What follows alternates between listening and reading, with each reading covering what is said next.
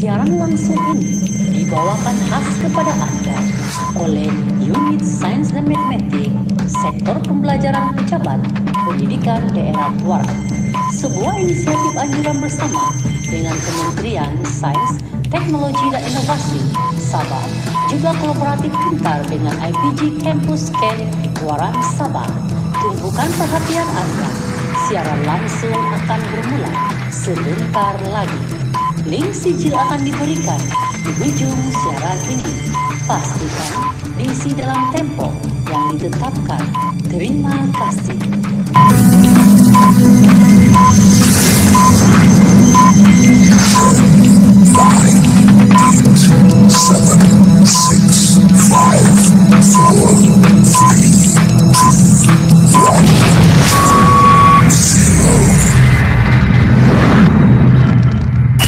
Bismillahirrahmanirrahim.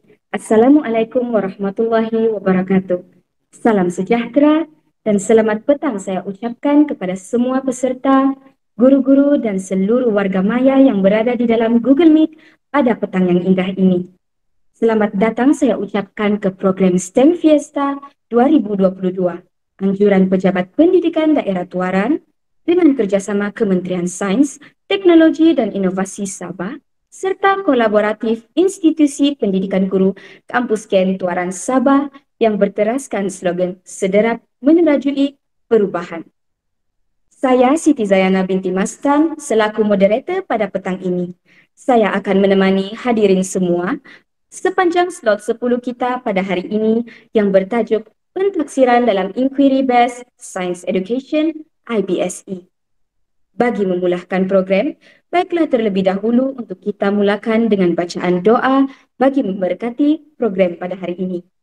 Oleh itu, majlis menjemput Ustaz alias Haji Idris untuk membacakan doa.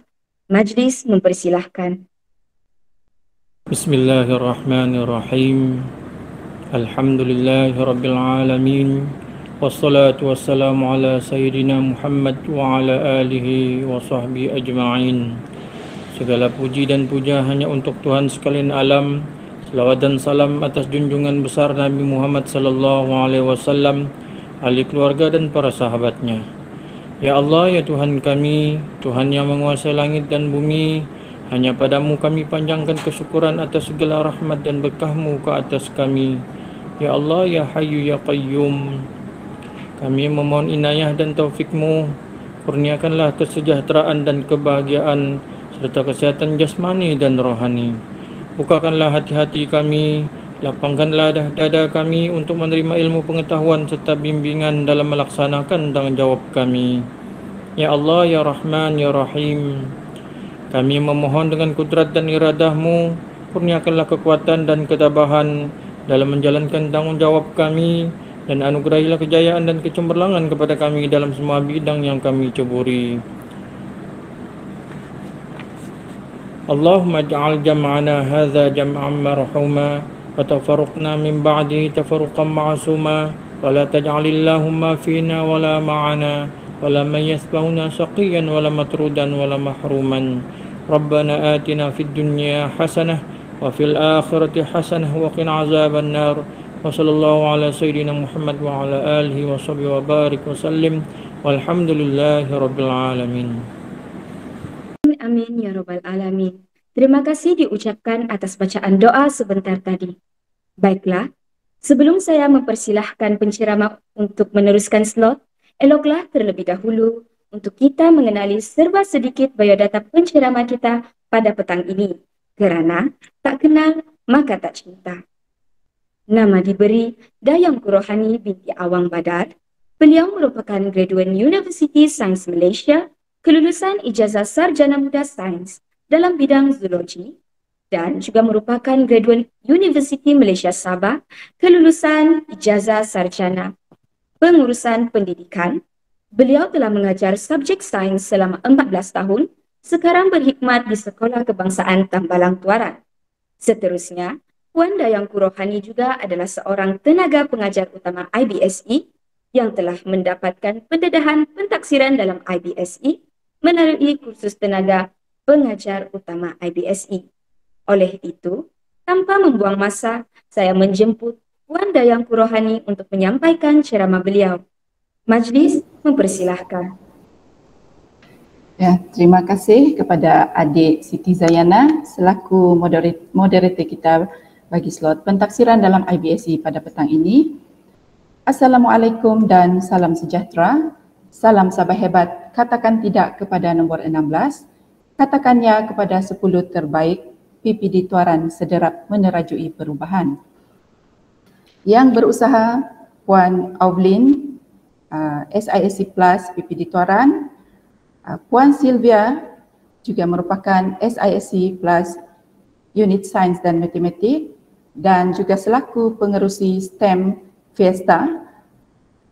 Yang dihormati pegawai-pegawai PPD Tuaran maupun pegawai-pegawai PPD daripada daerah lain serta guru-guru yang turut bersama-sama di dalam program kita pada petang ini.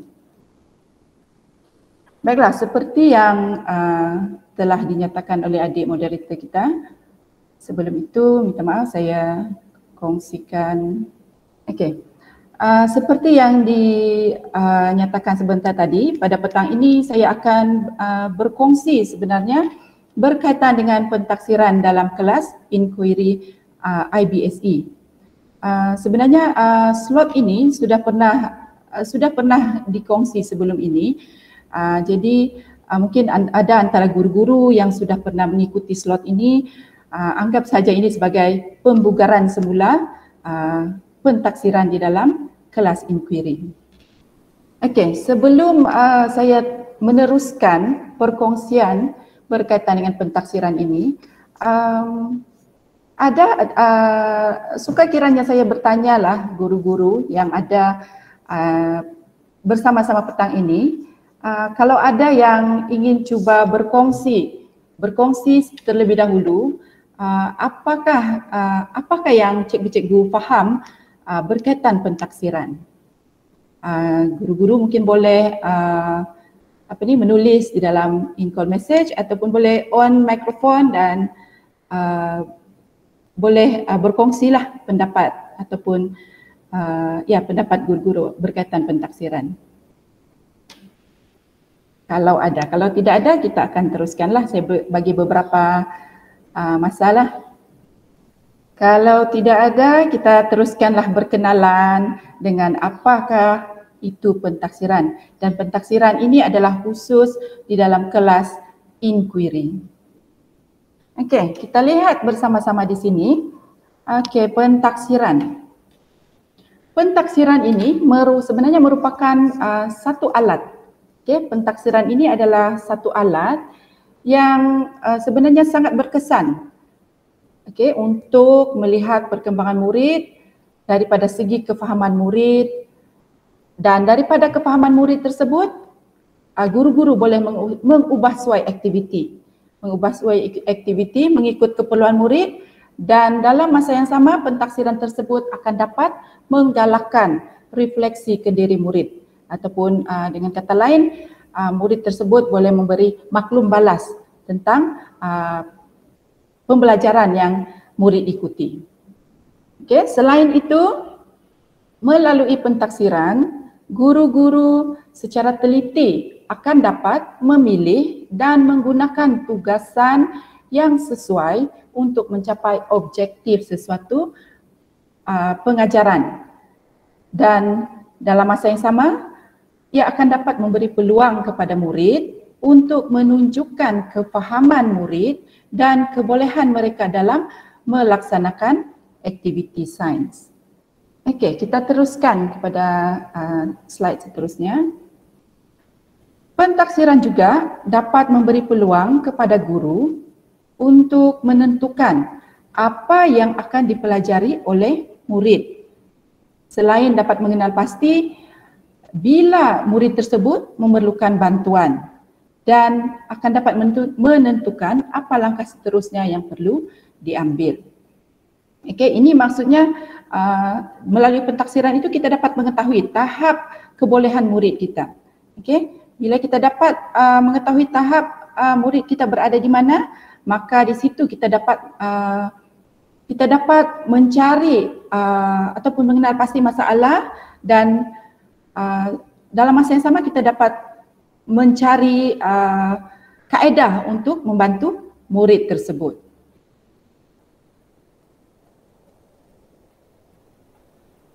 Okey, seterusnya, pentaksiran juga merupakan salah satu proses untuk menilai kualiti pembelajaran.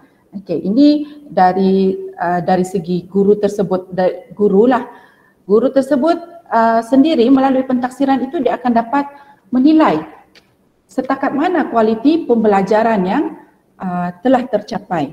Adakah pembelajaran ataupun pengajaran guru tersebut pada hari tersebut telah mencapai standard kualiti pembelajaran yang diinginkan atau tidak. Maka dengan itu, pentaksiran ini sendiri sebenarnya merupakan sebahagian daripada pengajaran dalam bilik darjah. Okey, pengajaran merupakan pentaksiran itu sendiri adalah sebahagian pengajaran di dalam bilik darjah. Okey, dengan kebolehan kanak-kanak atau murid-murid atau pelajar-pelajar yang berbeza semasa mereka belajar, penilaian dalam bilik darjah secara inquiry boleh menjadi satu tugas yang mungkin akan menjadi sedikit sukar kepada guru.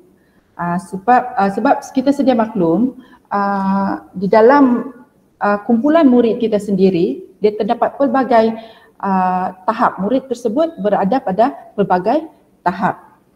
Okay, jadi terutamanya bila murid ramai, ini akan menjadikan tugas membuat pentaksiran akan menjadi agak sukar lah, tapi masih boleh dijalankan.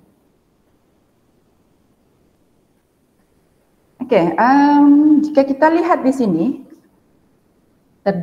pentaksiran itu sendiri terdiri daripada dua jenis, dan saya percaya guru-guru sudah begitu sinonim dengan perkataan pentaksiran formatif dan juga pentaksiran sumatif.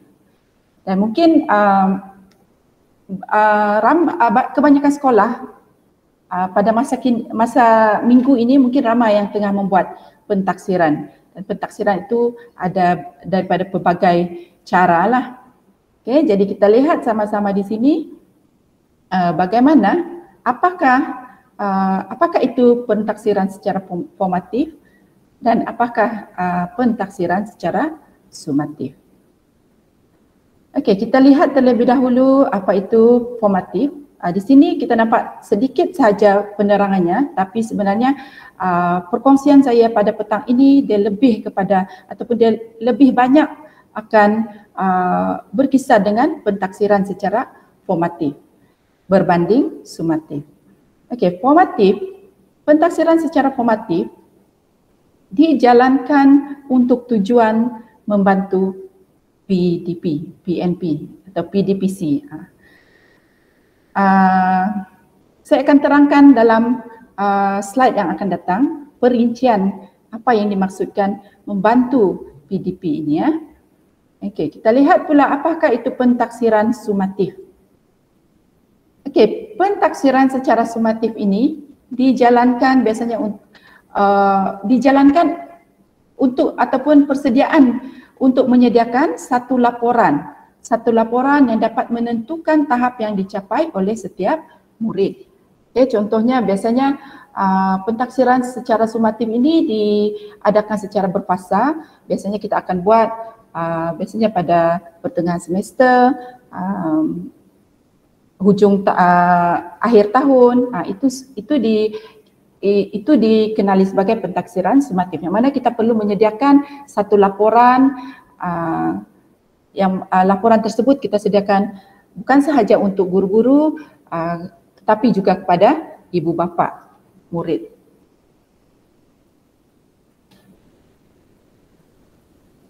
Okey, kita lihat pula di sini ini adalah sebenarnya saya tidak ingin bukan akan membincangkan lebih lanjut berkaitan dengan langkah backward design, Tetapi saya di sini hanya saya akan menunjukkan di mana kedudukan pentaksiran di dalam backward design ini. Sebab kaedah penulisan backward design ini sudah mula digunakan ataupun diwar-warkan di sekolah. Okey. 3 langkah backward design iaitu dia berbeza dengan cara yang biasa kita gunakan. Backward ni maksudnya dia menggunakan kaedah mundur ke belakang. Okey, yang mana pada langkah pertama kita perlu mengenal pasti terlebih dahulu hasil pembelajaran yang ingin dicapai. Okey, setelah kita dapat kenal pasti hasil pembelajaran yang ingin dicapai, barulah kita akan merancang apakah pentaksiran yang sesuai. Okey, apakah pentaksiran yang sesuai dan apakah evidence pentaksiran yang akan dapat mengukur pencapaian hasil pembelajaran secara eksplisit dalam satu PDP. Dan setelah kita membuat perancangan pentaksiran, kita pilih pentaksiran apa yang sesuai, apa evidence yang akan kita kutip, barulah kita mula merancang apakah aktiviti pembelajaran yang akan kita jalankan. Dalam kaedah yang kita biasa gunakan, biasanya kita akan rancang dahulu. Kita akan rancang dahulu terlebih dahulu pembelajaran itu, dan pada akhir itu baru kita akan tentukan apakah pentaksiran yang sesuai berdasarkan pada aktiviti yang kita jalankan. Jadi dia ada sedikit berbeza dalam langkah backward design, iaitu pentaksiran kita tentukan terlebih dahulu apakah pentaksiran dan apakah evidence yang kita perlukan. Okey, baiklah. Setakat ini ada apa-apa soalan? Tidak ada? Ada yang merespon? Okey, kita teruskan.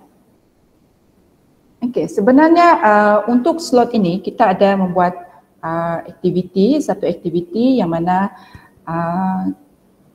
kita perlu, guru-guru perlu membaca satu artikel yang berkaitan dengan pentaksiran di dalam kelas inquiry yang ditulis oleh Wayne Harlin. Tetapi rasanya kalau kalau saya kongsikan artikel tersebut bagi guru-guru baca dan kita bincang, mungkin akan mengambil sedikit masa, dan mungkin kita mungkin tidak akan cukup masa dalam slot satu ini. Jadi saya hanya akan buat sedikit rumusan lah berkaitan dengan aktiviti ini nanti, dan apakah yang perlu dicapai melalui pembacaan artikel ini. Okey, di dalam aktiviti ini sebenarnya kita perlu terdapat empat bahagian lah. Terdapat 4 bahagian yang kita perlu kenal pasti.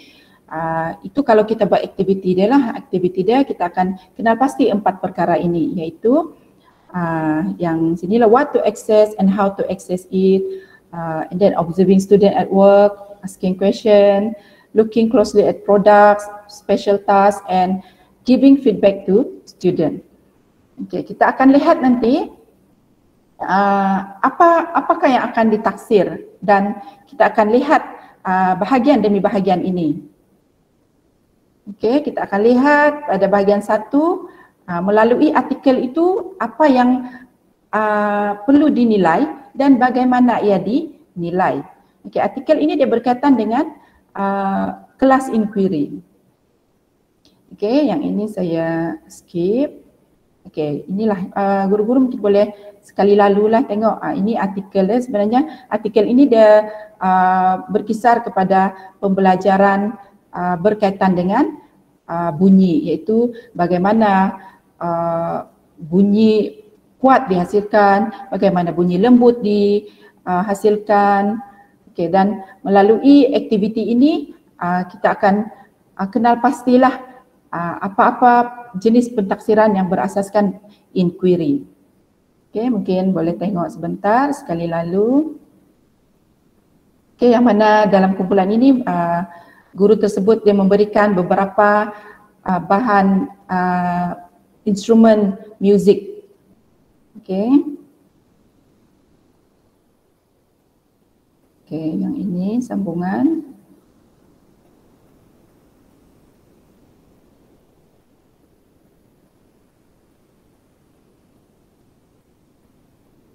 Okey, kita teruskan. Nanti kita akan ulas semula apakah yang apa yang perlu ditaksir melalui aktiviti tadi. Okey, kita sambung semula di sini, iaitu berkaitan dengan pentaksiran formatif. Okey, pentaksiran formatif merupakan bahagian penting dalam mana-mana pengajaran yang cuba untuk membina idea dan juga kemahiran secara progresif. Okay. Dan melalui pentaksiran formatif ini, terdapat bukti-bukti kukuh bahawa pengajaran yang berkesan adalah hasil daripada penilaian formatif yang baik. Okay.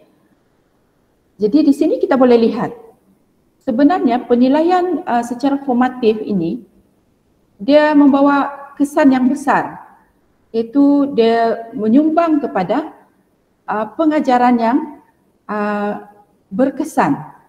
Okey.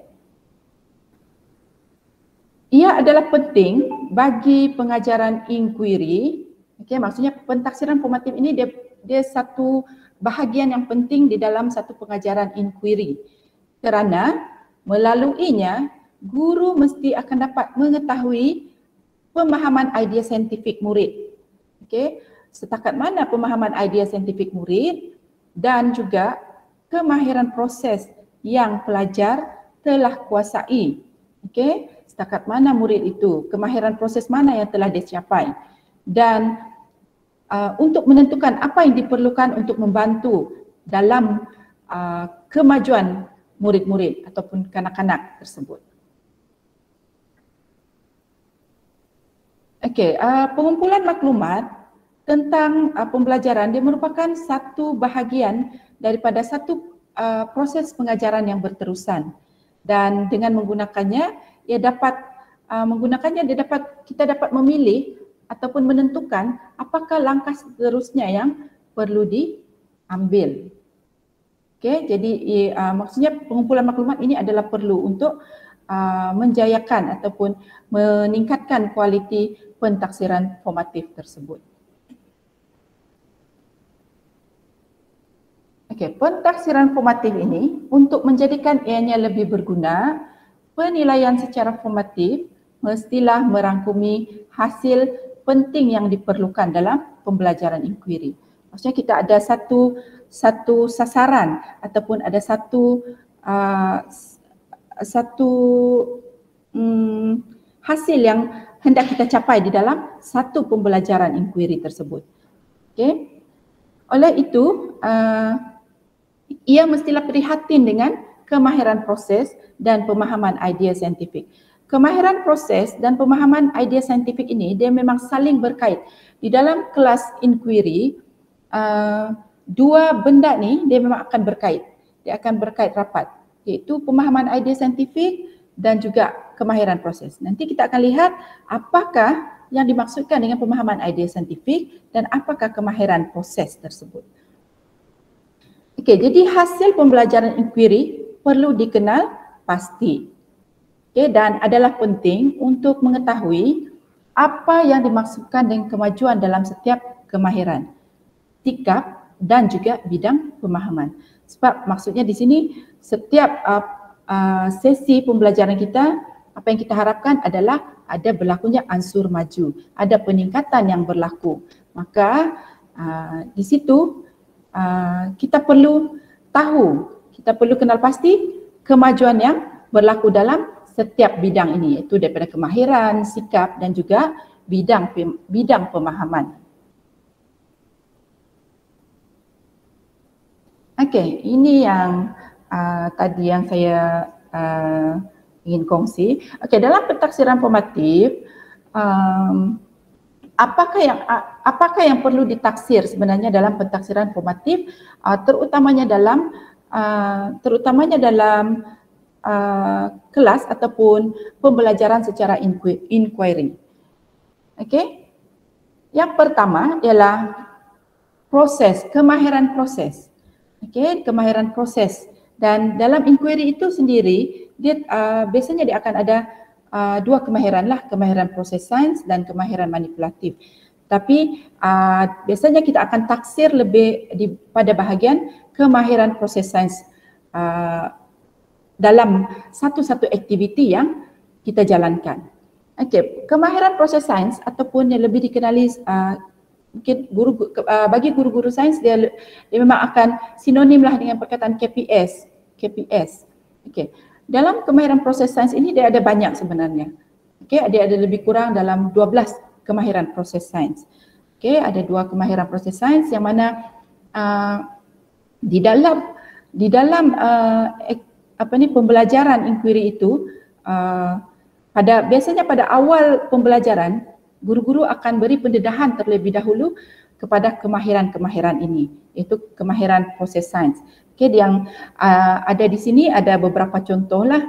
Okey, antaranya ialah kemahiran proses ataupun KPS, membuat pemerhatian. Pemerhatian ini adalah satu kemahiran yang pada saya sangat penting di dalam pembelajaran secara inquiry. Okey, melalui pemerhatian banyak benda yang kita perlu perhatikan. Okey, melalui uji kaji ataupun penyiasatan, semuanya memerlukan pemerhatian, kemahiran proses, KPS pemerhatian. Okey, seterusnya murid perlu mahir menjelaskan ataupun membuat hipotesis ataupun membuat andaian awal. Okey, meramal, menyatakan soalan, merancang dan melaksanakan penyiasatan, mentafsir bukti dan juga berkomunikasi ataupun komunikasi ini bagaimana murid tersebut membuat penyampaian pada aktiviti yang dijalankan. Okey. Okey, ini yang ditaksirlah. Yang pertama ialah kemahiran proses. Okey, seterusnya selain daripada kemahiran proses itu, pentaksiran formatif, dalam pentaksiran formatif, sikap murid ataupun pelajar juga perlu ditaksir. Okey, yang macam mana yang perlu ditaksir? Okey, sikap ini dia melibatkan sama ada murid tersebut adakah dia bersedia ataupun dia adanya kesediaan untuk mengumpul dan menggunakan evidence ataupun bukti. Biasanya contohnya murid tersebut membuat penyiasatan lah ataupun membuat uji kaji. Okay, jadi kita boleh perhatikan, kita boleh lihat bagaimana kesediaan murid itu untuk mengumpul evidence yang ada di dalam satu aktiviti. Okey, selain itu, sikap ini juga dia melibatkan kesediaan untuk menukar idea berdasarkan evidence dan bukti. Okey, dia fleksibel lah di sini. Maksudnya biasanya kalau saya lebih kepada aktiviti sains lah, biasanya kita akan pada awal penyiasatan kita akan membuat satu hipotesis terlebih dahulu. Jadi adakah murid itu bersedia untuk menukar idea berdasarkan evidence setelah dibuktikan, setelah diuji, dibuat penyiasatan, dan adakah murid tersebut bersedia untuk menukar hipotesis asal. Dia lebih kurang macam itulah. Okey, dan juga sikap yang melibatkan kesediaan untuk menyemak prosedur secara kritis. Okey, seperti kita sedia maklum, aktiviti yang melibatkan inquiry ataupun PDP yang melibatkan penyiasatan, kita sedia maklum kita perlu sedia kita akan menjalankan aktiviti itu mengikut prosedur yang ada. Okey, seterusnya di dalam pentaksiran formatif terdapat satu lagi bidang yang perlu ditaksir. Yang ini bidang pemahaman idea saintifik. Ini sebenarnya sains itu kalau dari segi sains dia tidak akan lari, dia tidak akan terpisah dengan fakta. Okey, fakta ataupun idea saintifik. Jadi yang ini tunjang pembelajaran itu adalah pemahaman idea saintifik murid tersebut terhadap apa yang dipelajari. Okey, murid itu sendiri kena faham terlebih dahulu idea saintifik. Okey, ini antara contoh-contoh idea saintifik lah. Contohnya ciri-ciri benda hidup, proses kehidupan, okey, dan tempat di alam semesta, sumber tenaga, daya dan pergerakan, bumi dan tempat di alam semesta. Maksudnya ini berkait dengan fakta.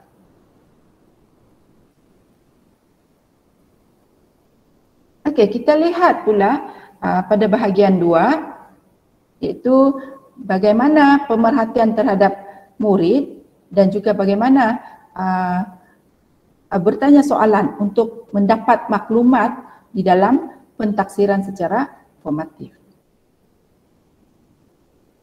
Okey, terdapat beberapa kaedah yang boleh digunakan bagi mengumpul maklumat. Puan, ada yang raise hand. Saya rasa ada soalan. Okey. Tuan Jaikol Dalasi. Ya, ada apa-apa soalan?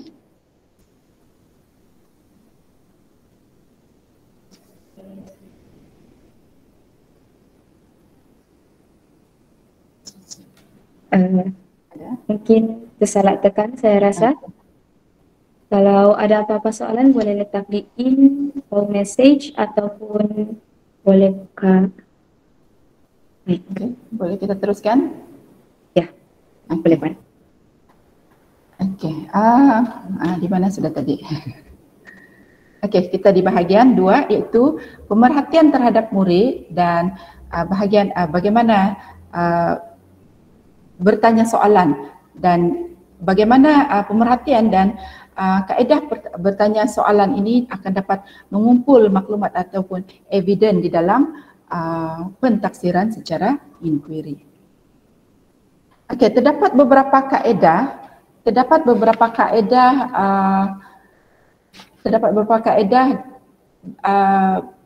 mengumpul maklumat, iaitu yang pertama ialah memerhati penglibatan murid di dalam inquiry. Okey, kita lihat guru tersebut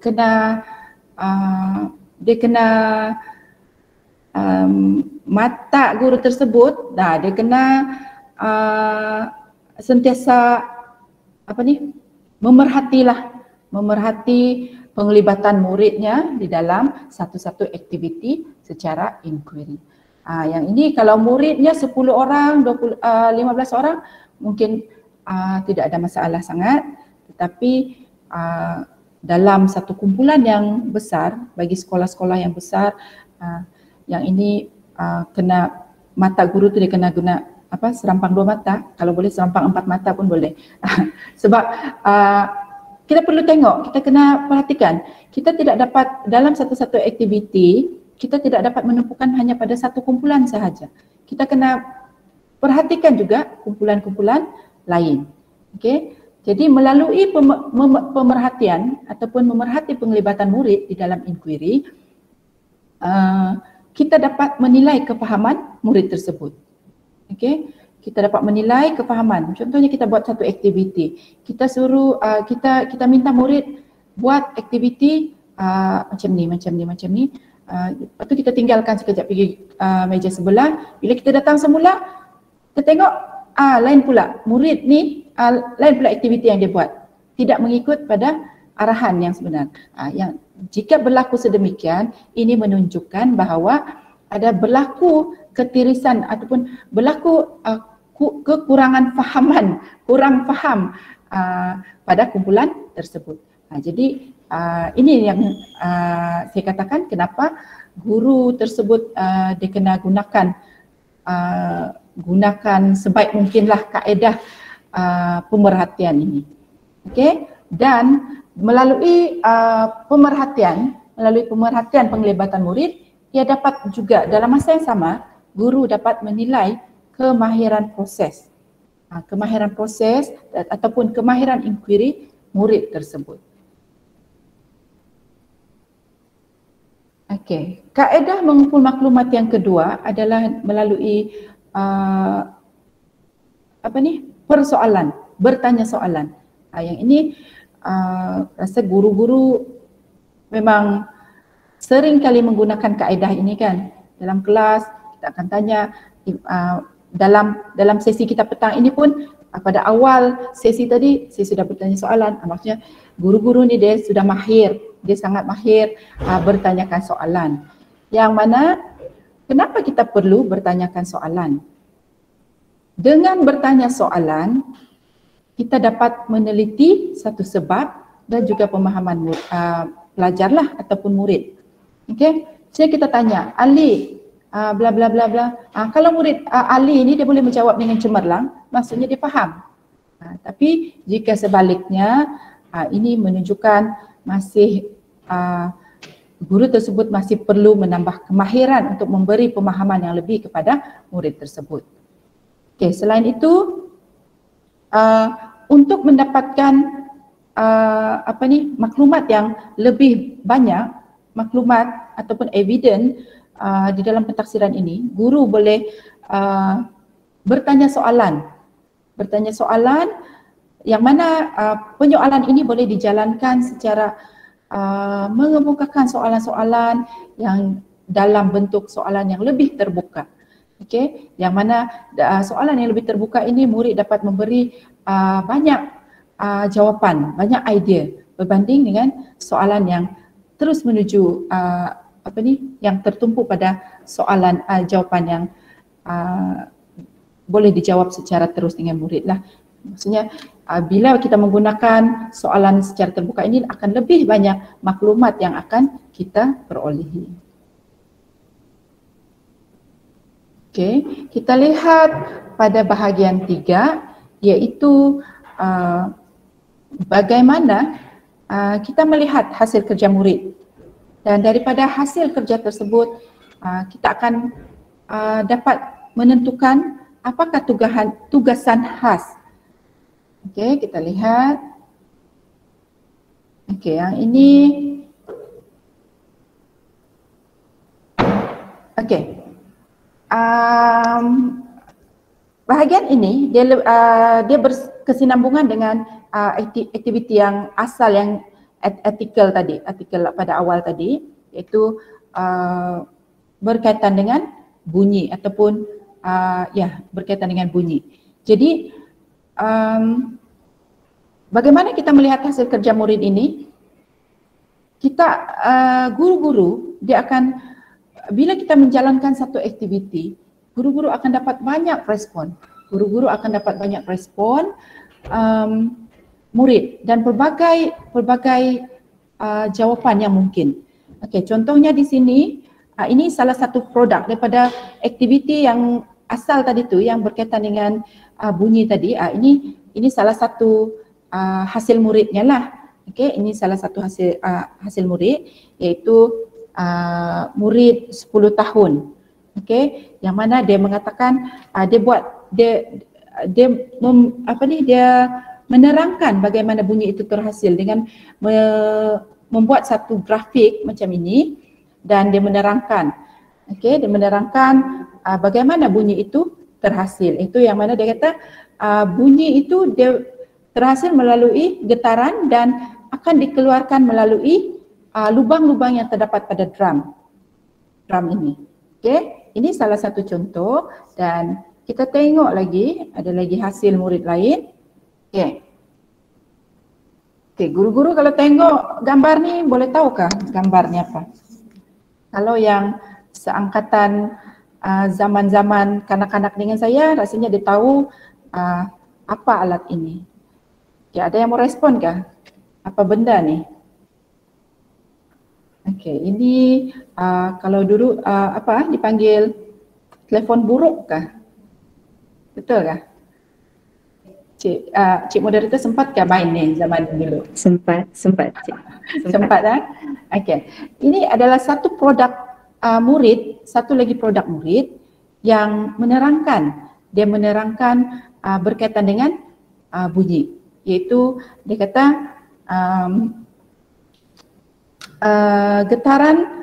getaran berlaku pada benang telefon buruk ini, pada benang itu, dan akhirnya dia akan ditukar kepada bunyi. Okey, di sini kalau kita lihat dua hasil murid ini adalah berbeza. Okey, hasil murid ini berbeza. Jadi bagaimana kita hendak menerima hasil ini? Okey, bagaimana kita menerima hasil ini? Okey,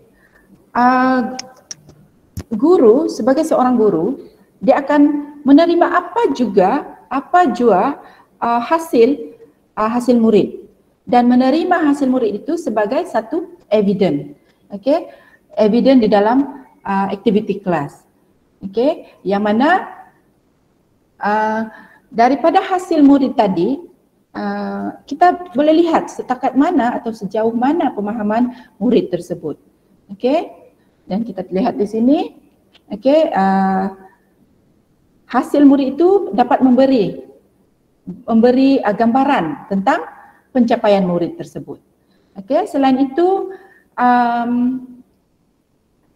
apa jua hasil, contohnya lukisan murid macam tadi tu dia bagi dalam bentuk grafik lukisan. Okey, kita akan simpan evidence tersebut. Okey, lukisan ataupun apa jua tulisan murid itu dikira sebagai satu evidence terhadap perkembangan konseptual murid tersebut. Okey. Okey, yang mana hasil murid ini juga dia dapat dapat membantu gurulah untuk mengenal pasti setakat mana kebolehan murid itu. Okey. Okey, setelah kita kenal pasti hasil murid, kita tahu tahap mana murid ini, setakat mana kemampuan dia untuk membuat persembahan. Daripada situ, kita akan dapat menentukan ataupun kita dapat membuat satu tugasan khas kepada kumpulan murid tersebut ataupun individu murid tersebut. Okey, yang mana tugasan khas ini dia dapat menentukan melalui pengumpulan hasil murid tadi, ia dapat menentukan tugasan khas ataupun tugasan yang boleh diubah suai untuk memberi peluang kepada pelajar untuk menggunakan kemahiran inquiry mereka. Okay. Sama ada kemahiran inquiry itu dia boleh buat dalam bentuk activity hands-on ataupun secara bertulis. Jadi jika katalah aktiviti yang pertama kita buat mungkin aktiviti itu agak mudah pada murid tersebut, dan bila kita dapat hasil daripada murid tersebut, kita dapati kita puas hati dan kita telah rasa murid itu telah mencapai standard pembelajarannya. Maka melalui hasil tersebut guru dia akan boleh mengubah suai. Okey, dia boleh ubah suai apakah aktiviti yang seterusnya, apakah tugasan seterusnya yang mungkin lebih mencabar lagi yang boleh diberikan kepada murid tersebut. Okey, maksudnya kita ikut aras murid lah. Kalau murid yang boleh dikatakan agak lemah sedikit, kita berilah aktiviti yang bersesuaian. Tapi bila dia mencapai tahap tersebut, kita tambahkan ubah suai aktiviti itu kepada satu tingkat aras kesukaran. Jadi kemahiran murid itu akan bertambah. Okey, kita beralih kepada bagaimana kita memberi maklum balas kepada pelajar. Okey, memberi maklum balas kepada pelajar. bagaimana cara yang sesuai. Okay, kita lihat yang ini adalah ini yang effective feedback in science lah. Cikgu-cikgu boleh tengok apakah ciri-ciri maklum balas yang berkualiti, yang mudah murid untuk memberi respon. Okey. Bagaimana memberi maklum balas kepada pelajar? Satu cara ialah kita guru-guru tidak seharusnya membuat perbandingan antara murid. Okey, kita tidak bolehlah dalam kelas tu kata, tengok ni hasil kerja si A ni, kamu tengok sangat cemerlang. Tapi si B ni kita tengok hasil si B ni macam ni. Kita tidak boleh menggunakan perbandingan tersebut di dalam memberi respon pada pentaksiran murid tersebut. Okey, kita tidak harus membuat perbandingan. Maksudnya guru-guru dia kena lebih berhemah lah. Dia kena lebih berhemah untuk memberi respon pada hasil murid tersebut. Okey, dia boleh kata, murid A sangat cemerlang hasilnya, tapi murid B pun baik juga. Cuma kita perlu buat sedikit penambahbaikan macam tu. Tapi kita jangan sekali-kali membuat perbandingan secara terang-terang di dalam kelas. Lebih-lebih lagi di dalam kelas yang ramai murid. Okey. Dan juga dalam memberi maklum balas kepada murid, kita elakkanlah menghakimi pelajar. Jadi janganlah kita, kenapa kamu ni susah sangat faham ni, macam tu. Contohlah, okey, kita tidak boleh menghakimi pelajar. Kita tidak boleh menghakimi hasil yang murid itu hasilkan. Okey. Okey, jadi guru-guru kalau diberi pilihan formatif atau sumatif, yang mana guru-guru lebih selesa? Ada yang mau buat respon, boleh on mikrofon, boleh respon antara formatif atau sumatif. Ada?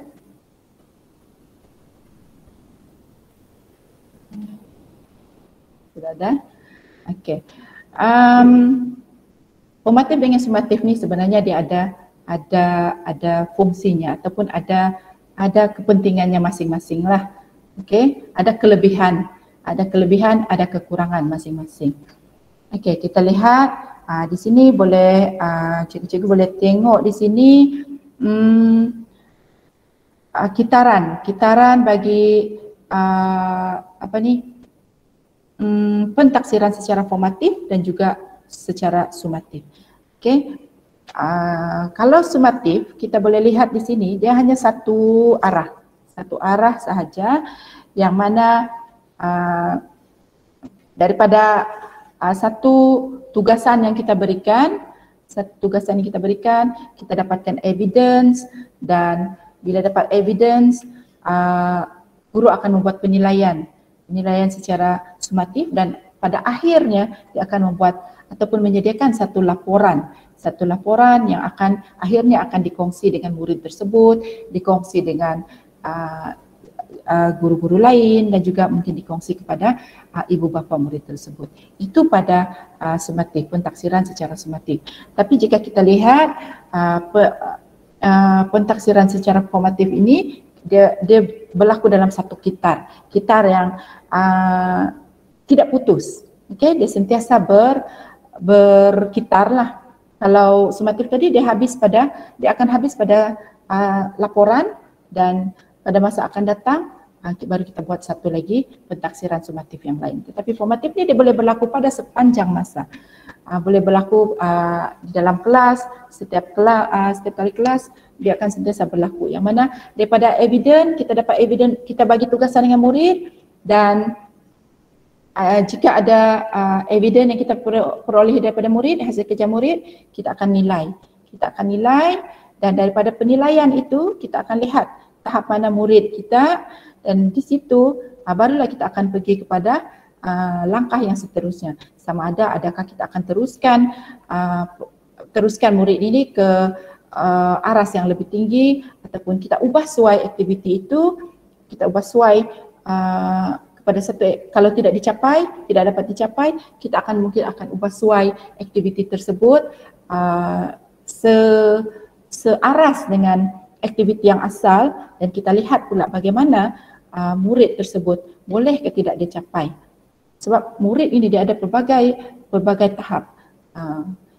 Ada yang tahap yang memang dia agak lambat sikit menerima, yang itu kita akan buat berbagai cara lah, kita buat ubah suai sehinggalah kita berpuas hati dengan pencapaian murid tersebut. Dan begitulah formatif ni, pentaksiran secara formatif ni dia akan kitaran dia akan sentiasa berkitarlah, bergerak, tidak habis pada satu-satu bahagian. Okey, guru harus mengambil tindakan untuk melaksanakan kitaran penilaian secara formatif, yang mana ia melibatkan pertama ialah menjadikan penilaian formatif itu sebahagian daripada perancangan dalam PDPC. Okey, ini seperti yang sudah saya bincangkan dalam backward design tu kan. Dia merupakan sebahagian dalam perancangan PDPC kita, PDPC guru-guru lah. Okay. Mengumpul evidence, bukti pembelajaran secara sistematik semasa PDPC juga perlu. Secara sistematik, bagaimana kita mengumpul evidence dengan bukti dengan pelbagai cara lah. Dengan pelbagai cara, sama ada kita boleh dengan cara memerhati, kita boleh dengan cara mendengar, bertanya soalan, berbincang tentang konsep perbincangan, serta berbincang tentang konsep perbincangan serta aktiviti dengan pelajar. Jadi ada banyak cara yang boleh kita gunakan dalam mengumpul evidence di dalam membuat satu pentaksiran ini. Dalam mentafsir evidence ataupun mentafsir bukti atau mentafsir hasil murid yang berkaitan dengan matlamat kelas dan pelajar dengan menentukan langkah-langkah seterusnya dalam PDPC. Ini seperti yang saya maklumkan sebelum inilah. Okay. Berdasarkan hasil kita boleh lihat kemampuan murid dan dapat kita tentukan apakah yang perlu kita buat dengan murid tersebut. Okay. Seterusnya dapat membolehkan pelajar mengambil langkah-langkah bagi meningkatkan pemahaman dan kemahiran mereka sendiri. Okay. Pelajar atau murid itu sendiri dia akan sedar dalam aktiviti itu, dia akan secara tidak langsung akan sedar tahap pencapaiannya, dan dia sendiri boleh mengambil langkah-langkah bagaimana cara untuk meningkatkan pemahaman dan kemahiran mereka sendiri, di samping ada bantuan daripada guru-guru. Okay, contohnya menambah pengalaman dengan menolong mereka dalam menguji idea ataupun menyediakan akses bagi idea alternatif murid tersebut. Okey, dalam kitaran penilaian ini juga kita perlu melibatkan pelajar itu sendiri dalam menilai hasil kerja mereka sendiri, beri peluang pada murid untuk menilai hasil kerja dia sendiri. Adakah dia puas hati dengan hasil kerja dia atau macam mana? Okey. Dan mengkaji serta dapat membuat refleksi tentang pengajaran dan pembelajaran bagi menentukan tugasan yang seterusnya. Okey.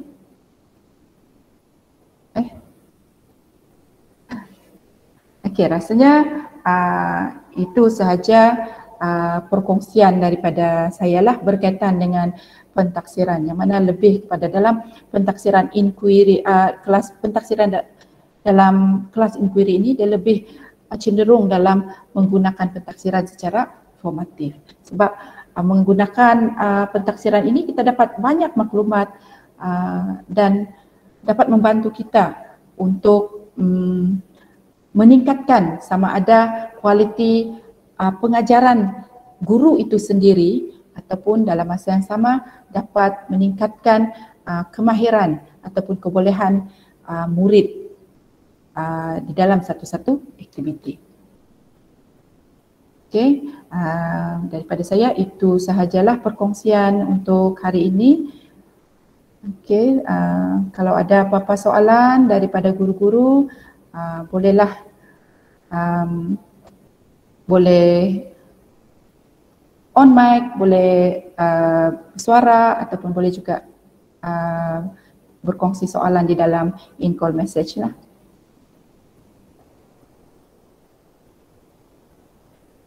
Okay. Demikian sesi perkongsian bagi slot 10 STEM Fiesta 2022, yaitu pentaksiran dalam IPSI.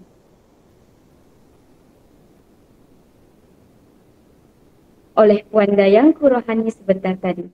Terima kasih saya ucapkan atas perkongsian yang sangat menarik dan padat. Justru kita akan terus beralih ke sesi soal jawab. Sekiranya para peserta mempunyai soalan, peserta boleh menaip soalan tersebut di ruangan in-call message.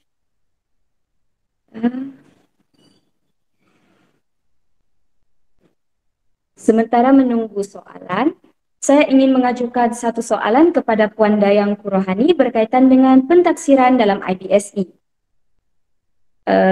Baiklah Puan, apakah salah satu cabaran yang guru hadapi dalam melaksanakan pentaksiran dalam IPSI dan bagaimana cara untuk mengatasi cabaran tersebut? Mohon dijawab.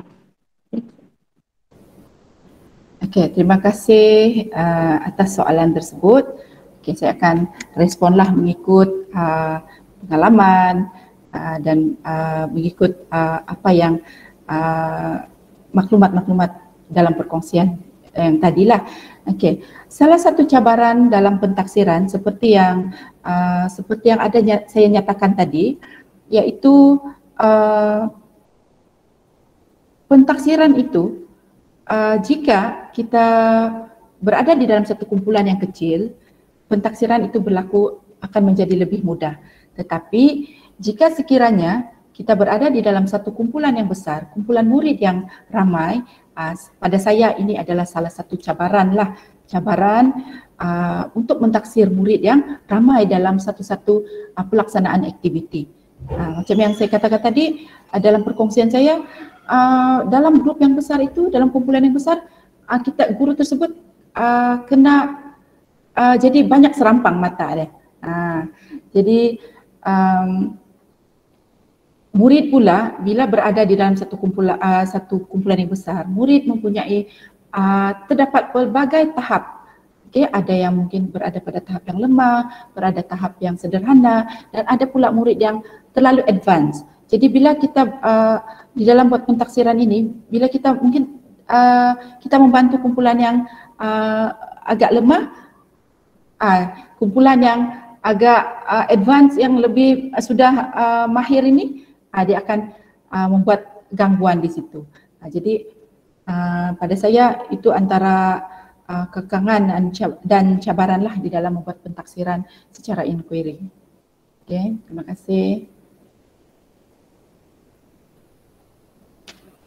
Baiklah, terima kasih Puan.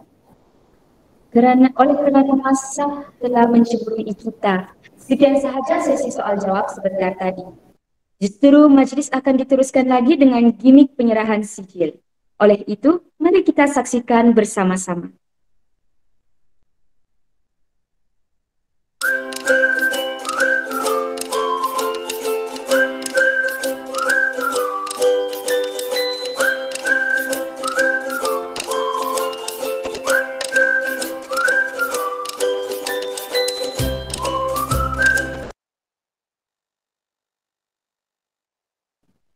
Terima kasih atas paparan sebentar tadi.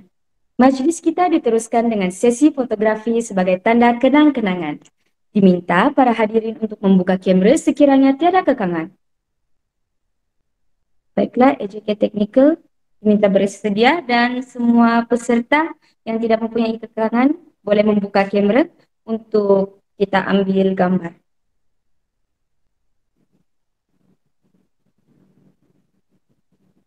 Okay, EJK Technical mohon bersedia. 1, 2, 3. Okey, sekali lagi. 1, 2, 3. Okey, last. 1, 2, 3. Oke, terima kasih. Dengan berakhirnya sesi fotografi sebentar tadi, maka berakhirlah slot 10 kita pada hari ini. Dengan itu, pihak kami ingin mengucapkan berbanyak-banyak terima kasih atas kerjasama yang diberikan oleh para peserta. Pihak kami juga ingin memohon maaf sekiranya terdapat sebarang kekurangan sepanjang slot ini berlangsung. Itu sahaja daripada saya, Siti Zayana binti Mastan, moderator pada hari ini. Mohon maaf atas segala kesilapan dan kekurangan sepanjang majlis berlangsung. Diharapkan agar semua peserta dapat bersama-sama kita di slot seterusnya, karena link kehadiran menggunakan QR Code akan dikongsikan pada akhir slot seterusnya, yaitu slot 11, Teacher's Question. Sehubungan dengan itu, marilah bersama-sama kita meriahkan suasana STEM Fiesta 2022 dengan menyertai 7 kategori pertandingan yang kami tawarkan. Jangan lupa untuk menghantar penyertaan Anda semua sebelum atau pada 3 Jun 2022, yaitu tarikh tutup penyertaan. Sekian daripada kami, slot 10. Terima kasih dan jumpa lagi. Alah, saya ini mau ajar nih. Ini macam 6. Ini pun oke. Tapi macam susah pula, tidak mau juga nih.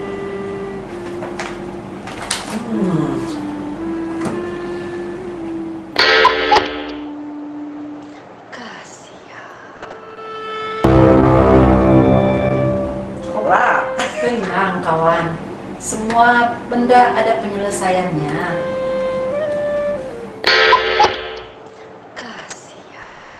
Anda rasa? Buntu? Jangan risau, jangan gundah. 14 slot IBSC kan ada. Benar cikgu, jom ikut, jangan ketinggalan. Rugi tau. Wow, jom satu lagi. Kamu mau tahu apa itu sains? Anda perlukan ini, My Science Notebooks. Anda perlukan teknik penjualan yang betul. Ini atau ini. Apa itu? Itu. Jom ikut. Kamu tahukah apa itu eksperimen? Kalau tidak tahu, mari saya tunjuk. Document based research. Nggak tahu? Jom ikut. 17 Mei 2022. Project interdisiplin. Ish, macam tak pernah dengar pun. Apa ya? Jom. Nak tahu? Tools for enhancing inquiry. Apa tu? Okey, nak tahu lebih lanjut? Check it out. Anda nak tahu tentang pentafsiran dalam IBSE? Jom ikut saya. Teknik penyoalan guru. Apa benda tu? Jom. Video analisis. Kami sedang buat. Anda tidak lagi. Jom. Kamu mau tahu tentang lesson planning? Pak, jom. Jangan kasih lama. Barang sumber IBSE. Mau tahu? Jom ikut slot ini. Oh, ya. Banyak pula slot-slot yang menarik ini. Apa lagi susah hati? Mau sedih-sedih? Ikut perkongsian saja.